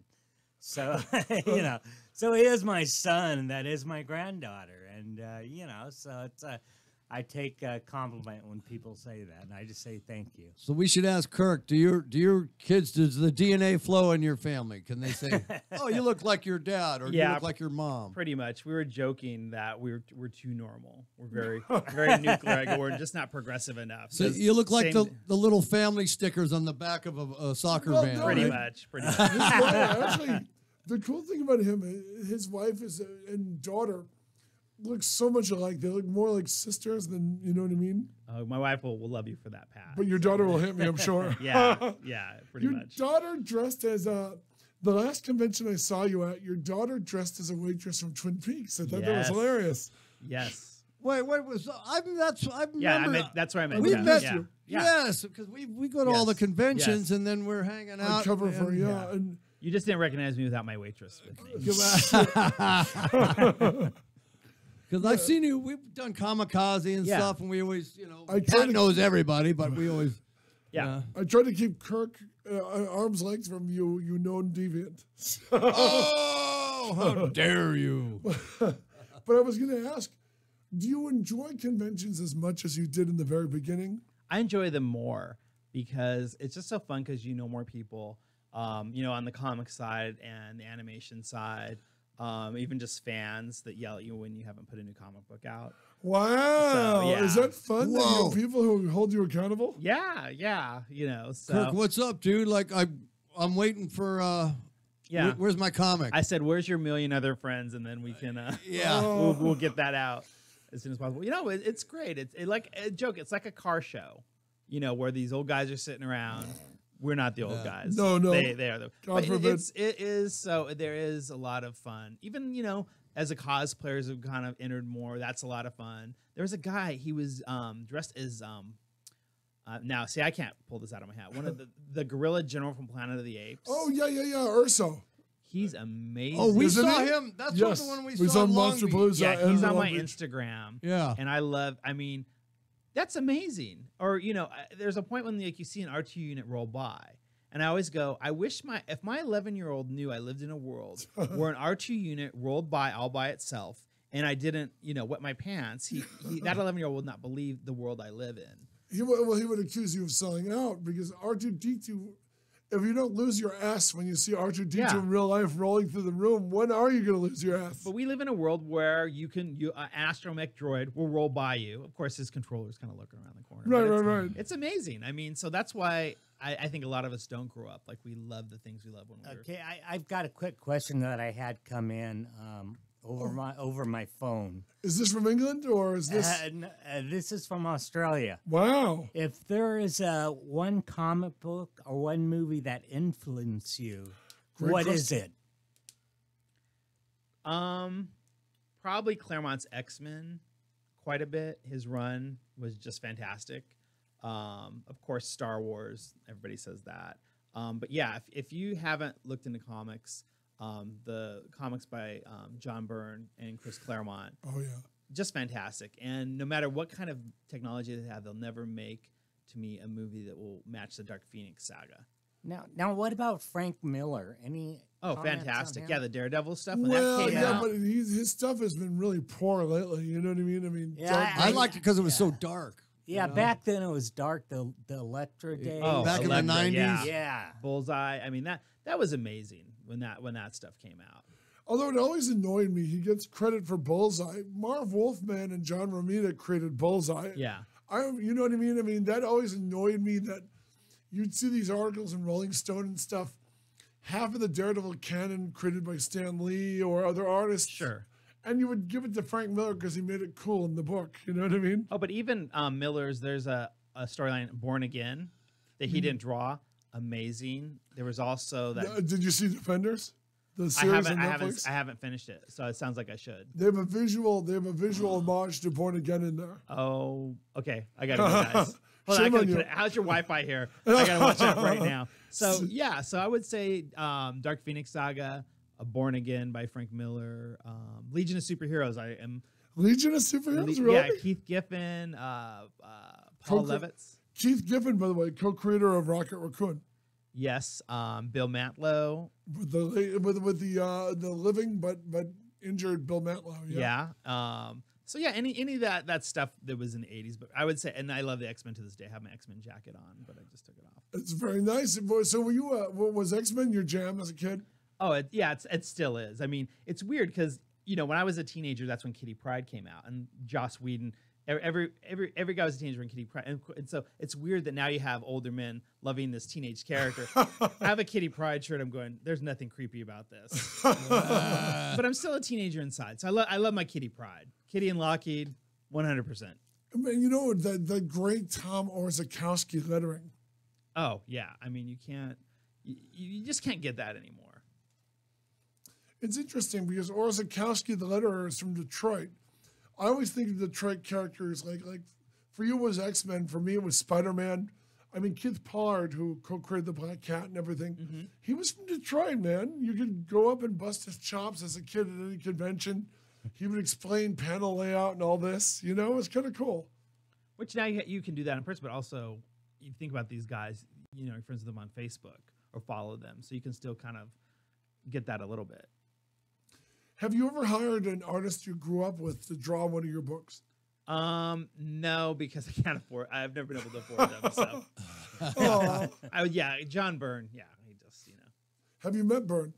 No, and I was really bummed because the Star Trek convention I didn't go to last year, the 50th.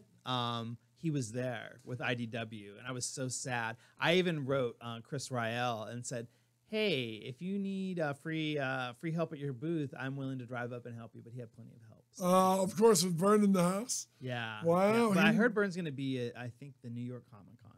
Are you going to go? I don't think so. I mean, in New York. Wait till it comes out here, you know? Yeah, well, it sounds like he's coming out more. I love Byrne, even like he's doing a Star Trek comic that's basically a photo novel. He's done almost 20 of them. You know, it's a good time.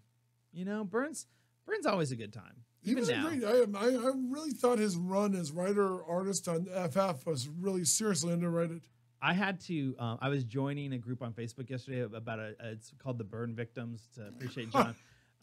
And to join it, said I had to answer a couple of questions about John Byrne. So I guess I wasn't a troll. So the questions were: what's your favorite run of John Byrne books? When and where did you first discover him? On Facebook, so I had to type that in, which I was happy to, because the FF run, I have the omnibuses and the original comics and the trade paperbacks, and wow, those are good times. I always liked him when he would mess with the panel. He'd do a Sure. sideways book. He'd do he was always having somebody being punched out of the frame. Yeah, but I liked his FF because it was a family, and the stories are great, and the art was great for the most part. He did that one. He did that one where he imitated one of their old monster books. You know what I mean? Oh, that's right. Yeah. Just amazing. Gorgo the Unconquerable Wow. or something. I don't know if that's right, but No, it's close. Check out the big brain. back me up, internets. Back me up. Australia, you got Kirk's back. Fire up that interweb, guys. Get that bulletin board going. That cover was beautiful, though. He made it look like Kirby and Dick Ayers, you know? Yeah. I would love to own some original John Byrne art, but that stuff, forget it. There's some guys that were kids back in the day who are really rich now, and they're buying all that stuff up. So Doesn't that break your heart? You know what I mean? yeah, hey, it's just, but you can always you own the comic in your heart. Well, let me ask you, as a kid, what was your greatest convention moment? What happened to you at a Comic-Con that just blew you away? Well, probably when I talked about, I didn't really go a lot as a kid because You didn't have the money. Nobody did. no, yeah, again, it's like I always laugh at my kids because they're getting entree into things that They go every year. They never You question don't Dad won't understand. get them into Comic-Con. you don't understand. I go they go, oh yeah, we have a joke at my house. I go, it must be nice. That's what I always go. I go, well, it must be nice. So, because they get to go to things that I'm still like, I can't believe I'm here, and they're like, and they appreciate it and they love it, but I grew up a lot differently, where my family wasn't really creative. They were very loving, but again, it was just a different time, and plus pop culture wasn't. Remember, and it was like you would see a T-shirt like at Target, like a Batman T-shirt, and you couldn't believe it. It was like finding the holy relic in the middle of. Now the thing is, like Every week they come out with something new. you have a Captain Phasma shirt on. Did you get that? Where'd you get that at? Walmart, Like Kohl's? $5. Yeah, but the thing is, you can't wear that to convention now because everybody has it. Yeah. So now to go to comic convention and wear a T-shirt, I have to find the most obscure company with the most obscure thing. Yes. Because if I wear a Target T-shirt, everybody's got the Millennium Falcon Design schematics. plans. Yeah. Around town, Pat, if you see me around town, I will wear a Target comic book shirt. But at con, I try to find the esoteric. Or the ones that's in 10 or 12 little pictures, the emotions, of, whether it's Chuck Norris, whether it's Darth Vader, whether it's Chewbacca, But like you're sporting a really obscure miniseries by Jack Kirby of the Black Panther. Where did you get that? Now that breaks my rule because I actually got online from Kohl's for $5. That's a Cole shirt? Wow. You paid only $5 for that great So there's an shirt. exception to every rule. Yeah, I saw it and I never see Kirby stuff. Never. And I was online because I had it was Target. It was Target again. and it was on there, and I guess it wasn't in the stores. So, because I've never seen this shirt. So I haven't either. I mean, yeah, I it's thought hard it to was find a Kirby bootleg. stuff. I thought it was a bootleg. Yeah, Well, you I could- wish. It's, That's the most recognizable artist around is Kirby by the muscle tones and You'll never know it's and him, the though. little explosions It's with the usually- bubbles. You It's know, usually people covering Kirby. yeah. So you just got to hunt for that unique stuff. So Wow, that shirt blew me away when you walked in wearing it. yeah, I've never seen it in a store. So, so what year was that? It's a 30-cent. It's I a think 30-cent 70s, late comic. 70s. probably 70s. Yeah. Yeah. Now I like Kirby's run on the Mad Bomb stuff on Captain America. But read the stuff after he does that a year-long Mad Bomb. When Kirby really had a great idea, after he got the Mad Bomb out of his system, it was just crap. Lovely hairdo, Sharon, and you're really Yeah. thinking what? yeah. But when you read the Mad Bomb, he had all these crazy cool ideas. I mean, you would look at stuff that would influence Kirby. You can see a lot of Planet of the Apes. You can see a lot of his design was influenced after Zardoz, the great Sure, Sean Connery, yeah. with the floating stone heads. Oh, that's straight on Kirby. Yes. Yeah. Yeah. And you know that blew Kirby's mind. I mean, Kirby was like the biggest Eric Von Daniken devotee you'd ever seen. Well, You know? yeah. If you're listening, you should Google Sean Connery Zardoz because his outfit was. Oh God, I remember those thigh-high Yeah. boots with bun hugger briefs. Yeah, that must be seen. So Charlotte Rampling. and the long ponytail. yeah. And the two ammunition belts with a revolver. Yeah, but Yeah. but the crazy thing is, that was pre-Star Wars, Mm-hmm. post-Planet of the Apes. Yeah. And you would look at comics from that era. There was a DC character named Vartox, and it's just drawing Okay. Sean Connery and Nice. Zardoz. You knew it blew their mind, and the artist had to Yeah. get it on paper. Yeah. Somebody on Facebook took that picture of the Sean Connery character and they photoshopped my face on it. Oh, I wish I saved that one. Maybe it's better that you didn't. Oh, I can come back and haunt you. no, Kirk, were you born in California? Yes, but then I moved around a lot. I moved almost every year of elementary school. So I moved. Were you an Army brat? No, my stepfather at the time, he worked on dairy farms. So I grew up on dairy farms. I didn't have to do chores. He would be like the manager, but we would literally move every year. I think he's one step ahead of the IRS. So we would literally move from dairy farm to dairy farm. It was an interesting upbringing. So. Would you change your name and become more and more Dutch? Yeah. Yeah. Oh, those Dutch girls. Yeah, that's all right. You went in Those high Dutch school? girls back in the day. The Van Dussens, the Vander Haydens, the Vander Ellie Van Leeuwen. Yes. Oh, Van Leeuwen. Ellie Van Leeuwen, if you're out there. I ran into her actually. Is it related to Denise Van Leeuwen? I don't know. I think they were dairy too out there Down in in Redland. Chino. Down in Chino, yeah. So Yeah. Do you remember? I need to change my name for my IRS problems. yeah, see, I might have to take note on that. I can help you out. Kirk will give you a burn notice. I'm really cool with IRS now. This was again my stepfather. So if they're listening, I'd like to make that clear. Daniel Ruppenstein. I always Yeah. like that. But yeah, when I first moved here, we would party. My friends who could drive. I couldn't drive when we first moved out here. Sure. But you would go hang with the Dairy Maidens at the In-N-Out parking lot in Chino. Do you remember that? Yeah. And So- they'd have like everyone had a mini truck, and there'd be like a mini truck Oh, party yeah. to a field where everyone would drink with a funnel. Sadly, the dairies are gone now, so it's up in Bakersfield, I think. So those Wow. Bakersfield boys are probably having a good time. with No, the dairy those girls. fabulous blonde, blue-eyed Dutch girls. Yeah, I went to Ontario Christian for a year or two, and I was literally the only person with dark hair You know what? there. My mom tried to get me that school in junior high. I just moved out from Arcadia to Chino, and they said I'm sorry, the criteria won't accept you. And they're like, hey What- man, I was born a towhead. I was born blonde. Yeah, well, I was dark haired, and I was. and I they definitely stood accepted out. you. Why Yeah. didn't they accept There was me? one. I It was a blonde. quota. They could only have one dark haired person. They probably thought I was Hispanic or something. You must have felt like you were in school with the kids from Children of the Yeah. Dairy. You're like one of the Van Halens, Yeah. the Dutch Indonesian. I loved that school. Then we had to move, and it crushed me. And then it was sort of downhill from there. And then high school got good again. So There you go. Where'd you go to high school? Etowanda. Oh, the whole time? It had just started. It was my sophomore year they started, and the good thing about that is they took all these kids that went from different high schools and threw them in a melting pot where they didn't know each other. And I was so used to meeting new people. It was easy for me to get to know people because I'd gone to a new school every year, so I was kind of successful in that environment. Yeah. When I moved here to Rancho Cucamonga, we actually moved to Altaloma, and I went to Altaloma High School. It was the only high school around, and they used to transfer people to Chaffee. That's why there's the Chaffee School District, the Altaloma School District.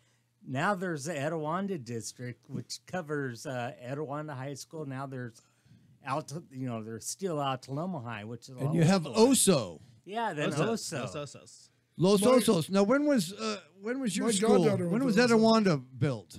When was that school? Has Had that been it been around? in It was in the 80s. It was in the. It was, 80s? I think it was like 85, It was pretty small, wasn't it? 86. Yeah. Interesting. I mean, when you look at it, and we were talking about conventions and everything. When you look at it, are you shocked by how big conventions have gotten? It's stunning. You'll see people walking around with a kid with a Captain America shirt and a mom with a Spider-Man shirt. You used to not see that. A mom in a Spider-Man shirt. That still blows my mind. Yeah, it's pretty amazing because it's very much pop culture. So, I mean, I think it's great. The purists kind of go, well, blah, blah, blah. But It was so great before everyone else got in. Yeah. Like, screw you. yeah.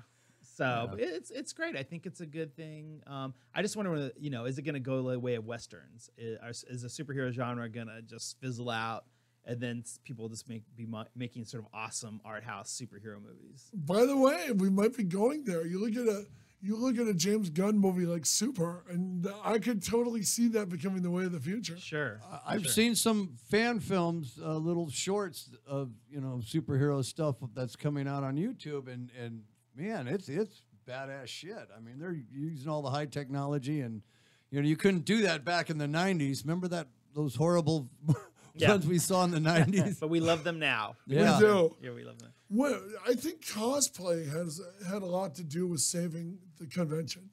Oh, absolutely. Absolutely. And yeah, purists do not like the cosplayers. They hate that. Yeah. The thing is, back in the day, if you went to Comic-Con in the 90s, there'd be like one fat kid in a Batman costume. Oh yeah, you didn't have Ivy Doom Kitty back then, And God bless her. yeah, God bless her. God bless her. I really think the Twilight era, bringing girls into the convention, one of my favorite trends in Comic Cons, the roller derby girls. Mm-hmm. Once I was covering Emerald City Comic Con, and once the roller derby girls got involved, they looked like superheroes themselves. They looked Sure. like, Well, they are. yeah, they are. I mean, they're They like move fast. They're like Dazzler. Yeah. Or like curvy chicks from Apocalypse. I mean, Yeah. they've got padding. They're like amazing. They occasionally have a black eye, like the Rat City Yeah. roller girls. Yeah. And you would look at them, and they're larger than life, which any superhero woman They have should code be. names, I think. Remember Yes, on those wheels, they're like another 3 inches taller, but it's overwhelming, man. I see like, whoa. I remember me and Patrick are going down the aisle. You know how he is when he talks to everybody. Sure. This girl in roller skates come in. We just went, psh, whoa, both our attention. I'm trying to pull Patrick away, like, let's go down the next aisle. Then she comes rolling down the aisle. Whoa, there's like 2 of them. Wow. You give us your flyers, No, yeah, man. And to me, it was perfectly larger than life. And when the cosplay girls came into it, I just sold a couple articles. I did an article on a cosplayer. Yeah, absolutely. And it's just, I've never sold cosplay articles before. And it's a market now. Well, they have a following because of Instagram.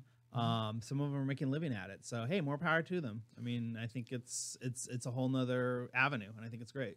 And it just, to me, it changes the game up a little bit. It's like celebrities without having to hire a celebrity. You know what I mean? Oh, yeah, they're featured guests. I mean, I think, too, it's nice. I see now there's a lot of body-positive cosplayers, and I think that's cool, too, because people should be comfortable in their own skin. It's not like you have to be a supermodel. Right. So, yeah, it's cool. And doing your own jam. I mean, that's what a good convention. I remember my first Comic Cons out here, San Diego Comic Cons. Sure. And it was you'd have a the old hippie dealer, his booth would be half porn. Yeah. And there'd be a kid going through Batman comics and Donald Duck And it's like he didn't move the porn, he didn't cover the porn. He's just sitting right there letting the kid go through. And it's like, if you did that at the modern Comic-Con, the family-friendly Comic-Con, security would have their knee on that fat hippie's neck before you knew it. No, it's so like the kids know their boundaries. So, oh yeah, I can't go there. I'm just gonna dig through, find me a Daredevil. You know. Yeah. That's for my dad. You know, so as a dealer at a Comic-Con with your own booth, what has changed? What do you like about the modern Comic-Con? I just like that it's more accessible. There's people doing their own thing. There's comics about you name it. I mean, I'm pretty traditional, all ages, very sort of my stuff's pretty normal. But then you got a guy next to you who's, hey, this is my again, your lesbian fetish, whatever. Superhero lesbian fetish. Cool, and it's fun to get to know that person on a personal level. I mean, just the different personalities you meet. You know, the friends you make, and you see them every couple months. It's really cool. And the fans, like you said, there's a whole level of fans coming in. You know, I haven't been to San Diego Comic-Con since me and Clint, the guy with the Batmobile in Montana. We went in there with cash, loaded up my station wagon, and we split a table. Like, yeah, we want a table. There was no problem. We set up, sold all our used stuff, you know, and we had all the personal toys and collectibles. And now it's all commercialized. You don't get the, you know, your garage stuff. Well, up the street at Four Color Fantasy, they did have an event about 2 weeks ago where you could just kind of roll up. I forget what they called it, and sell your personal collection. They had like a parking lot party to where what you're talking about. That's cool. Yeah. Was it Free Comic Book Day? Or? No. Chris Brady is the owner, and he had it was something that I didn't make it that day, but literally it was like no dealers, just you're selling your own stuff. Really? Yeah, and they had it in the parking lot. So I saw some pictures of it on Instagram. So that's kind of charming, actually. You know what I mean? I mean, yeah, they're located right there in Archibald and Foothill. They are a sponsor of ours. So, they are. Well, yeah, what a great little big show. plug to Chris. I'm glad your guest who had no idea they were a sponsor could bring them up and give them a plug. Yeah, thank you. And Thank you know, Chris Peterson, who used to Yes. run in At the old Claremont Schoolhouse. right, and he works there now. Well, he's down in San Diego now, and he does. I'll give him a plug. He does a monthly thing at the Packing House in Claremont. Which will be on October 1st. Yeah, and so he's keeping that flame alive. So that's a nice little show. And his assistant, Chris's assistant, is now now coloring. His assistant at the store is now coloring John Romita Jr. Has been doing it Dean for White? years. Yeah. Dean, yeah. I did not know Dean worked. That someone told me he used to work for him a little bit. Dean White's a nice guy too. Yeah, Dean actually turned out to come say hi to Chris at one of the Packing House shows. Yeah. Dean White's cool. He is. He's A-list. He's coloring John Romita Jr. Yeah. He helped color Kick-Ass. Yeah. You know, I mean, when you look at that, that's kind of mind-blowing when you think about it. I've seen him at shows. He's really accessible for people. So it's nice when you see someone, you know, he is working for the big companies. I mean, he'll take time and show somebody something, and really nice guy. Did we run into you at Long Beach Comic-Con? That's where I first met you. Did you see the guy in the Kick-Ass and the mother effer No. costume? I went and took a picture with. He did that. That costume was straight Screen Actors. Man. Wow. It was pretty badass. I remember one of my first Comic-Cons in San Diego Comic-Cons in the far gone 90s. That was Oh my that was God! the night you got drunk and almost got us killed by the Yakuza. I had a Marvel I got from the stuntman Scott Leva, who did the stunt coordinating for X-Men. And I had one of his Marvel. He used to do Marvel Spider-Man, and he was even on the cover of the book in '85. He was the stuntman who was Oh, on. nice. He was also stunt coordinator on the first two of Brian. I had Singer's his X-Men. Spider-Man suit, and I brought that to Comic-Con, and then Clint had his Adam West suit, and I love this story. Is this one of those fetish stories that George Perez The produced? safety word was I was George real Bush. skinny then. I looked like a Steve Dicto Okay. of Spider-Man. Oh, okay. So we're all grouped up. So Spider-Man addicted to We meth. were eating dinner, and it was right around when the Dolph Lundgren Punisher was out. Remember those scary looking down to business Japanese the bad guys. Yeah. In that movie, wearing the suits and just like total Japanese mafia guys, right? Well, there was a group of them sitting across on our dinner table. Tell the story. It was after the Punisher, long after that, but long after that. But Was? yes. Oh, okay. You were drunk and you were singing "The Words Get Stuck in My Throat" from the Warlord Gargantuous. Everyone else was trying to get you sober.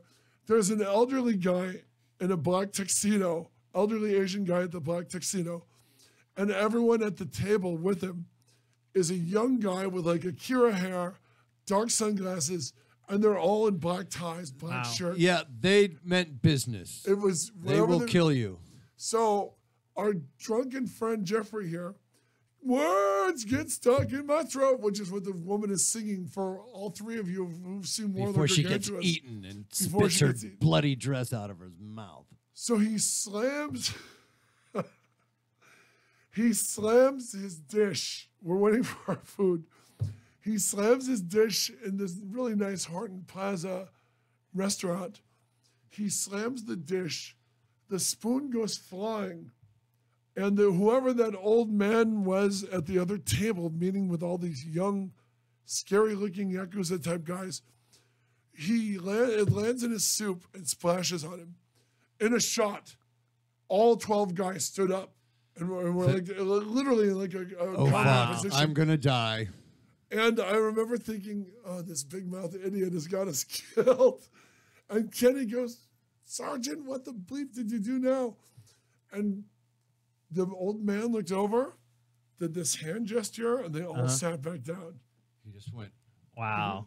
You know, like, okay, this is the godfather here of the Japanese mafia, you know. or Yakuza. I think you guys are gonna have a Quentin Tarantino moment. I- you know?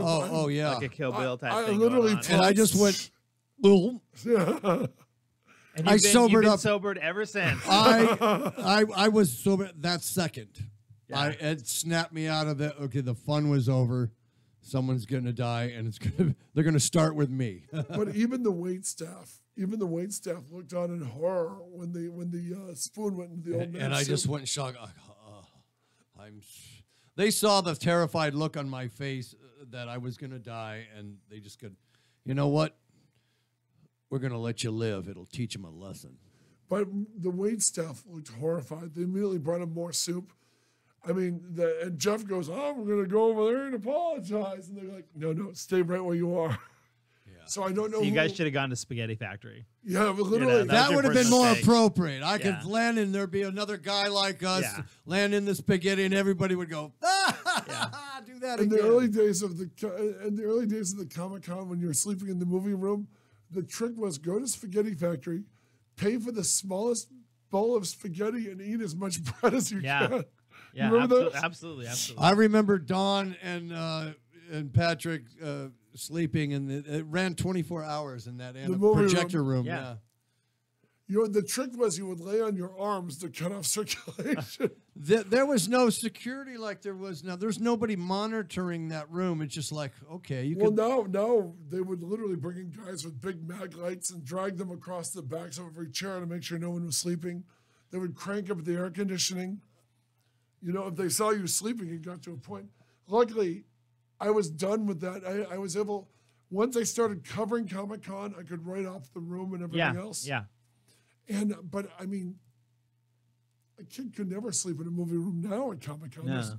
There's no way in if you don't have a pass.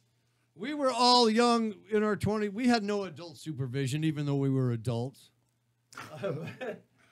Oh, Granddad. It was fun back in the early 90s. It was Back before digital comics. Back before yeah, digital. before Digicom. Now, how much of your series is digital and how much is flesh? You know what I mean? Or I print everything.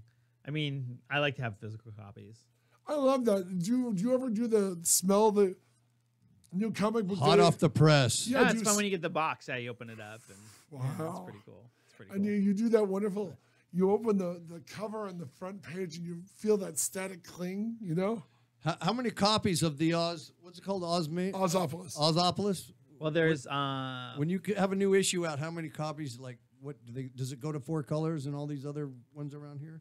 yeah, it does. So You know, I just came up on my computer. Since we're on comics, we have some great theme songs. And look at this. We're going to play Hulk intro. In 1966, they had all the anime. You've seen those cartoons. Actually, I don't think I've ever seen them, but I'm familiar with them. If you can That's see a 'em. real- I got them on the screen right now. Here's Before you Cutting edge animation for the 60s. well, actually, if Probably you read was. my Hulk book, don't play it yet.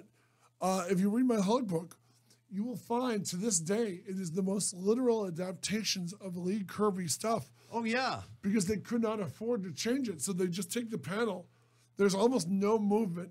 If you've never seen these on YouTube, treat yourself. They would literally have like a guy blink because otherwise it was completely static. And And It's as true. the Hulk was bouncing from island to island, the cast of the Hulk and Iron Man and Captain America cartoons, it was the cast. It was the same Canadian voiceover artists who did all the voices in Rudolph the Red-Nosed Reindeer for Rankin oh, Bass. incredible. I didn't know that. You know, like Donner, the father of Rudolph, is J. Jonah Jameson, and this is the very first Spider-Man Wow. cartoon. Oh, wow. Clarice is Betty roll, Brant let's roll this. and Betty Ross in the Hulk. All right, let it roll. Isn't that Chris? Yeah, I love them. Yeah, let's scratch. Listen to the scratches. Dr. Banner, belted by gamma rays, turned into the Hulk. E.T. and Glamour Race Wrecking the town with the power of a bull. ain't no monster clown who is as lovable. As ever-loving Hulk. Hulk, Hulk. Hulk, Oh, you gotta Hulk, play another. Hulk. Yeah. Okay. How I about hope Kevin Feige is listening. So Oh, he here? can- Here's he's Iron Man. back. Makes you feel he's a cool exec with a heart of steel. As Iron Man, all jets ablaze. He's like 10 slices with repulsor rays. Amazing armor, That's Iron Man. a blazing bomber. Okay, I did a story on Jon Favreau for the Iron Man movies. Favreau considered one of his greatest Marvel Easter eggs. When Downey gets a call early on in the Iron Man, his cell phone tones is the Iron Man Really? theme song. Oh yeah, watch the movie. That's the theme you just heard. Okay, the first one. Yeah, the Iron Man one you just heard. That's what's playing on his cell phone, but it's like just the music, you know. Spider-Man was the Favreau. one. Jon Favreau, man, you know. Someone just made an interesting point the other day. They said that Iron Man is the new James Bond. That's true. And I thought that was interesting. I never thought of it that way. They've been playing. I think they've been playing up the Bond angle since like maybe the 70s or 80s in the comic. Yeah. But you're right. I mean, it's a superhero James Bond. Because as James Bond's gotten darker, Tony Stark and Iron Man is more gadgets, more fun and stuff like Exactly. that. I never really made that connection. It's fun, you know. I mean, it's like old. It's even like Roger Moore Bond with the more outrageous Oh, villains, yeah. and you know. Jaws. Yeah, I mean, amazing, larger than life. I mean, they weren't doing comic book movies when we were kids. No, you know? so you had James Bond. Yeah. Nick Knack, Jaws, Jaws, Nick Nick Knack? Yeah, her. Villachez. Yeah. Hervé Villachez, and Lynn Holly Johnson in workout gear. Yeah. Oh, yeah. For your eyes only. That's Yes. my girl. I didn't. I got to tell him. We had a celebrity ski race in Mount Baldy in '84, and I was wearing my Spider-Man suit, and I raced against Lynn Holly Johnson, a Bond girl, and I made her eat shit. I ran over the top of her skis. Nice, expensive skis she had, That is the greatest story ever. and she put a face plant in the snow. And never knew who I was. Well, I met her afterwards after I took my costume off and put in my civilian clothes, and tried to make conversation with her. And I hope she shot you. That's where you ate shit. yeah. yeah, really. But look, we got the Captain America one here. Here's all the theme songs. Let's see. Okay, hold on. When Captain America throws his mighty shield, all those who chose to oppose his shield must yield. If he's led to a fight and a duel is due, then the red and the white and the blue will come through when Captain America throws his mighty shield. Clang. It says clang right at the end of it. Was he a Nazi yet then, or Oh, Hydra? Oh, he's Hydra.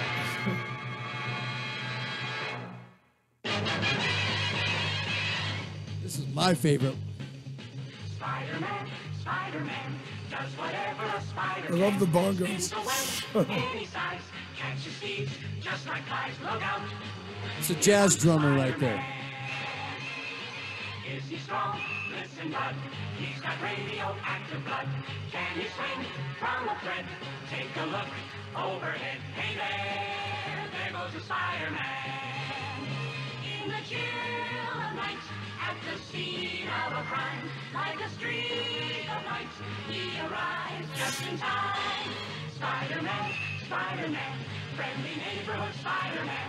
Wealth and fame, he's ignored. Action is his reward to him. Life is a great big bang. Wherever there's a hang, you'll find the Spider-Man. Okay, what's cool about that is in 2 minutes they set up the entire premise. Well, Who but needs the origin movie? You just listen to that. did song. you notice the animation? You only saw the webbing on the head and on the gloves. And I'm not even sure on the boots too. John But the rest Romita- of his chest because it was too much work Yeah. to draw the webbing on him. John Romita Sr., I did a story on him. They brought him in.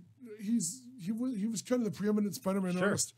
He told them not only would it be easier for them to draw if it's only on his head and hands, he said he felt the web pattern for like a 30-minute cartoon would wear out the kid's eyes.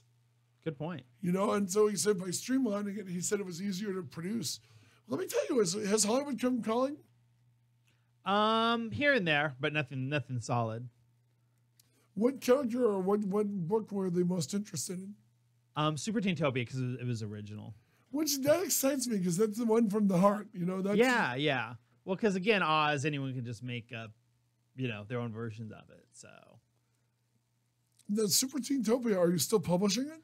I'm done with it for now. So we'll just kind of, again, I'm sort of concentrating on doing it. Hey, come on, fanboy. Oops. We've got a Now live you gotta pay those guys again now. Oh man. We've got a live in studio guest, and you're dropping a zillion-year-old cartoon. Whoa, it's left. It's You left. owe their estates money. Yeah. We are not engineers here, Kirk. We're just two radio show personalities. I remember there's a book called Tales to Astonish. Yes. And it's a really kind of a sad book. Towards the end of his life, Kirby was hanging out with fanboys, who were running for TV and all this. They would want to go to Toys R Us, and Kirby would stay in the car because he couldn't bear to see Hulk or Captain America toys he wasn't making any money off of. Yeah. Boy, that work for hire contract. Kills you, doesn't it? Yeah. So sometimes people say, "Well, I won't create new stuff. I'll just use stuff on the, if you're, I'm work for hire on the show that I'm working on, so So have you created your Steve Urkel character? Yeah. Have you the breakaway character that'll steal the series? Well, what's good is they'll give you a blank slate, like, okay, this guy's the captain or whatever, and they kind of give you who it is, but you can sort of characterize him. So that's kind of how you put your stamp on it. So they're still creating it, but as a creator, your fun is giving it a personality and kind of giving it layers and nuances. So that's how you kind of get some ownership of it. Let me ask you, have you ever created a side character in one of your books that you liked more than your main character? I wouldn't say more, but anybody you create, there's got to be some angle that are interesting. I mean, even if you're creating someone just to get a plot point across, you just make them interesting, because you sort of have to. So, but yeah, it's always sort of the main characters that drive it for me. They're the ones driving the story and learning stuff, and but those side characters are fun to kind of, okay, am I going to make him some, cowboy, if it's some store clerk, why not make him a Texas store clerk, and you kind of give him this weird little backstory in your head. That's kind of cool, actually. Just like if you're like if you watch that stuff, like I've been watching Twilight Zone with my kids, and I'll see these character actors. I don't even know their names necessarily, but you saw them so much in all these like I Dream of Jeannie, Bewitched, but then you see them in Twilight Zone, and so I always think of when I'm doing characters like, okay, this is like a character actor within my ensemble. Well, no, have you brought a guy back, the same character in different books, without acknowledging he was in the other books? Not really. No, not really. Wow, interesting. And how often do you publish? A couple times a year. So. And do you have a fondness? Do you have a fondness for a certain type of story? Do you like a girl book? Do you like a guy book? Do you like horror? Well, it's always sort of interesting because I like writing female characters, which and they're always saying, oh, we need to get more. As a creator, I think you can write almost any character, and maybe like I'm going to be more effective writing a teenage boy from the suburbs because I was one, but I think I'm very effective writing a girl that I may base on my wife, or something. So Your home is a matriarchy. There's more women than there is, there definitely is. Yeah, it's definitely so. But I actually like the female characters better. They're more nuanced and they're more interesting. Really? Oh, Interesting. absolutely. In my Oz book, it's basically Dorothy running around with Princess Ozma. It's a girl adventure. And the guys are sort of bumbling, and the girls. I sort of realized a theme in my work is the girls are always smarter than the men, which is sort of true. Like they always know what's going on. The guys are sort of comedy relief. Okay, I've got another question. This is from Dallas, Texas. Actually, they're still above We're water. from Australia to Dallas, Wow, Texas. this is international. Okay, We are international here at Chaotic Radio. Australia, International. Texas. Yeah, next call's going to be from Saudi Arabia. I'm just kidding. Dubai, you're on Yeah. there. Do you have any comics under I Sharia curse law? you. No, they wanted to ask you what is your favorite show on Netflix? Let's see. Of course, Stranger Things is great. I mean, you can't. Have you guys seen Stranger Things? Oh yeah. Yeah, it's a good show. Amazing. I can't wait till it comes back in just a But, couple weeks. I think. I found out today they're taking off 30 Rock off Netflix, which is, if you're ever bored, watching a 30 Rock is fantastic. But original Stranger Things, Netflix. Sometimes I'm always looking for quirky movies on there, and they don't leave stuff on there that long. That's heartbreaking, isn't it? Yeah, so You I'm got to always- grab it while it's there because it's going to be gone. Well, I'm always chasing DVDs of stuff because if you rely on streaming, you're sort of at their mercy. Yeah, but what I like about Netflix is you'll discover something you wouldn't have gone out of your way to see. Like, Sure. there's a great Korean horror movie on there called Train to Busan, which is just fantastic. Well, they even financed that Okja. Is that how you say that? My God in heaven, what a depressing movie that is. I loved it, but I it love made me that very, movie. It's Babe meets Mighty Joe Young. Yeah. So. Oh, Okja's- man, Ok- that's- I'm but already it's a great crying flick. just thinking It's a great about it. flick. It's a great flick. The last 5 minutes, man. I won't say what happens. Oh, you know yeah. when Yeah. So I would say Stranger Things, Okja, and of course just flip it on Star Trek. Oh, the new one. I haven't seen the new one yet. I think people want to kill me because most of my friends like it, and I was kind of underwhelmed. So A lot of my friends there's are people after my head. Underwhelmed. Yeah. Your I'm friends don't want to hear you say that word. Yeah. So I'm on a list apparently now. so. how's I'm on the bad Orville? I haven't seen Orville yet. Have you? Well, again, Orville's not that. I like Orville better than Discovery, which I is hear that a lot. sacrilege. Yeah. Oh, yeah. It's Totally. sacrilege. But I go to the Star Trek convention in Las Vegas. I'm a pretty big Star Trek fan, so I feel like I know the subject matter. I watched Orville just because I sculpted and I worked on the inside of the small shuttlecraft. That they Really? Take. Yeah. All Jeff's that just a curved sculptor foam for work. Disney. Orville's a lot of fun. I mean, it's very retro Trek. If you have a Trek itch, that will scratch it. They're always making sort of pop culture references to things that would be 300 years old for them. Yeah. And I think what they should do is just have one, like Seth MacFarlane should be the only guy making those things, and people are just like, "What?" Because it's the whole cast doing it. It should be one guy. It should be One Seth guy, MacFarlane, yeah. and they're like, "I don't understand what you're." Who's The this? one guy with the brain, he reminds me of what's his name from the guy that plays Monk. Remember in Galaxy Tony Quest? Shalhoub. Yeah, Galaxy Quest, was that him? Yeah. No, it was Rickman. Rickman. Rickman Alan had Rickman. he was the one with the weird brain. Yeah. They had that character. They kind of like they got that from a Galaxy Quest. Yeah, Orville's a lot of fun. So, but I think the problem with Discovery is I watched the first episode, and I think Discovery is meant to be, again, like Game of Thrones, you watch the whole thing. So Discovery is not really episodic because the first episode didn't really grab me. But I was really tired, so maybe that was just... Yeah, you got to give it a second shot. yeah. I like how everyone's calling it STD, and they're trying. No, it's Discovery. Don't call it STD. That's funny. But no, I think I saw a lot of... I mean, a couple of cast members on Discovery I thought did a really nice job. And I just don't know why they didn't set it after DS9. You mean it's before Kirk? It's in between Enterprise and TOS. So I don't know what they really gained by that. It's like, just put it after the last thing. Or put it in the Kelvin universe. Yeah, I mean, it makes no sense. You know what I mean? Unless their master plan isn't probably after I see it all, I'll say, oh, I understand why they did that. Because they're going to have Harry Mudd in it. Rainn Wilson from The Office is playing him, I'm one of those which purists. is intriguing. It's intriguing, but I'm one of those purists. You know what I mean? Me too, yeah. I wrote for since college. I've been writing for like Star Trek magazines on the side. Yes, I know. Oh, so Kirk and I, for the Yes. uninformed, Kirk and I put all our prejudices aside and attended a Star Trek wedding together. That was amazing. And you We have to tell that story. I mean, that has to be. lit on me, baby. Well, we were at the Star Trek wedding, and my son and who I always forget, my oldest daughter was there too, but for some reason I always forget she was there. I leave her out of the story. Because So. she didn't say anything, and your son was smart-assing through it. Yeah, my son has a very dry sense of humor. Very fun. I laughed at everything he Yes, said. and I knew he was going to put it on his Snapchat or something. I said, I will take you to the Star Trek wedding if you take it seriously. Okay, you can make there's mean comments and there's sort of kind of fun comments.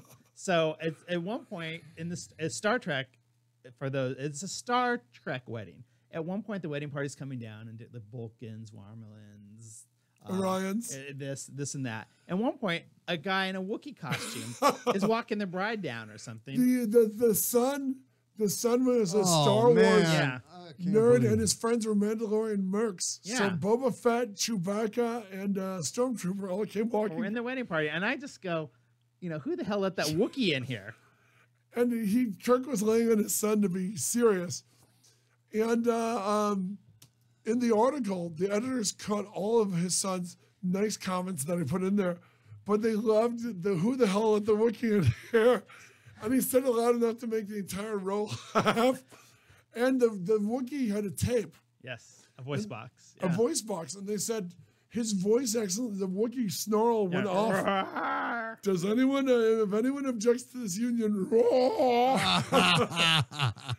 And so also Kirk's other comment was when the Chewbacca was in the wedding party, he goes, I guess this is a mixed marriage, which was the Yes, other comment. very, very progressive to bring the franchises together like that. Everyone's welcome. It at was the Star funny Trek as wedding. hell. But you know what? Yeah. So it actually was touching. It was. I was moved. I kind of went for it was quirky, but the people had met through the Star Trek convention, and that's what's sort of beautiful about fandom, because here's two people who probably would have never met otherwise, who found happiness. If they got divorced, I don't want to know about it. Yeah. But I found myself a little touched, at the Star Trek wedding. It was beautiful. I put this in the article. They met in line buying creation tickets. Oh God. And the problem,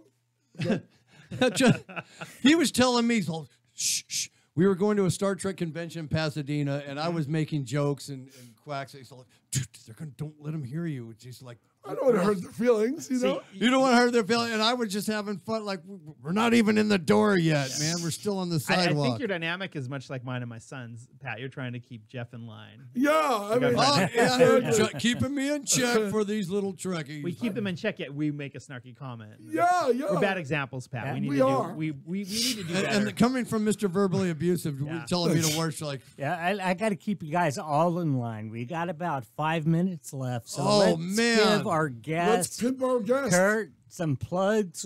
Plug whatever you want. Kirk Cushion, plug, websites. Plug give it all. away. I feel like we've been plugging this whole time, guys. God. I've been plugging you the whole time. Drop your titles, Well, drop your I website, found- tell them where they can find your I stuff. found out my mother's listening because she texted me. So, Oh, Thanks, Mom. Yeah, oh, thank you, Mom. Phyllis Alton. Phyllis Alton, Cushion, or Cushion Alton.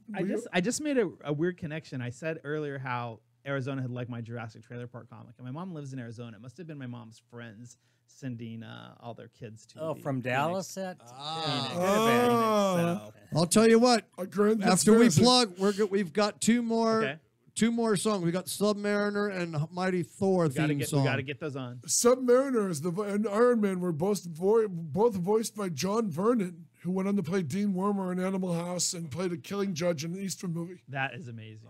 God, let's hear He was talking to a styrofoam cup. Hold on, let her go. Than a Whoa, whale, he let her can go, swim Pim. anywhere. He can breathe underwater and He go can fly through the air.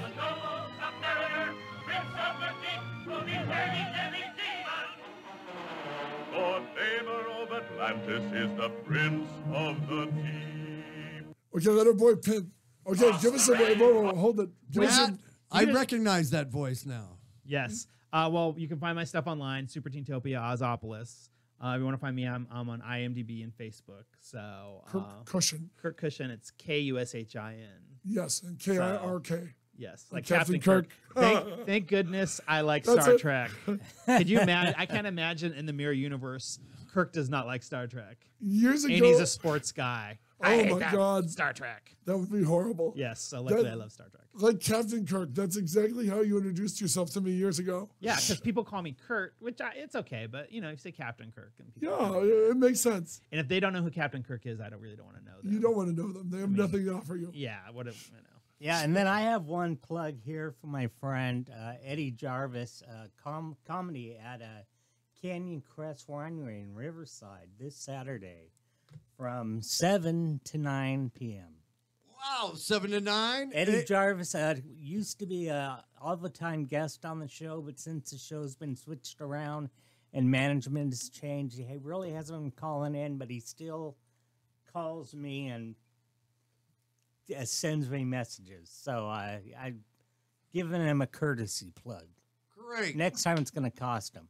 Oh my God! Oh, here comes the mighty Thor. Oh, Bristol, Asgard, where the booming heavens roar.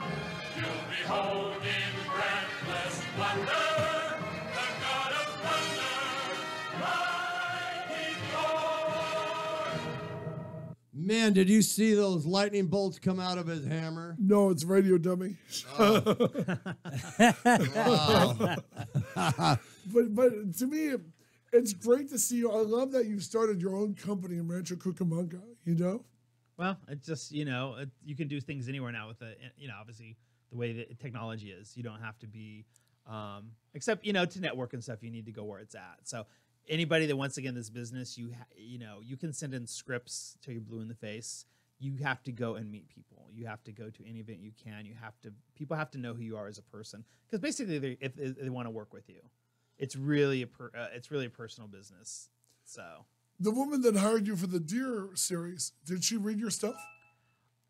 she oddly, I don't think she did for a while. It's such a business to where because they're gonna have to work with you, and they know even if you have a skill level of 5 to 10, they're gonna have to work with your stuff. So, but I had to show her boss my material. Okay, we've got about 30 seconds. Kirk, I want to thank you so much for coming in Yeah, and making our absolutely. show exciting. It's always more exciting when we have guests in here. Order those horns next time. So. Yes, and tomorrow I believe Jack Bell's going to be on, the author of a book called Megalomaniacs. Oh, wow. And so, yeah, I plan on having him in, or he's going to call in because he lives And in Huntington Beach, of course, like all my other friends. stay tuned on Facebook. I will put up the notice as soon as I get confirmation from Dookie Fly Swatter of Phyllis? Haunted Garage.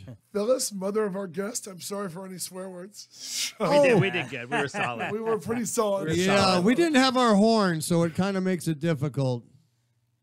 Yeah. Thanks for watching and Listening. listening to the Jeff Sargent Show on Chaotic Radio. We'll see you tomorrow. Stay out of trouble. Yeah, Tomorrow morning. We'll see you here at 7. Tomorrow at 7. I We'll get here wake your at ass up. 6. All right. See you later. Bye-bye. Asta.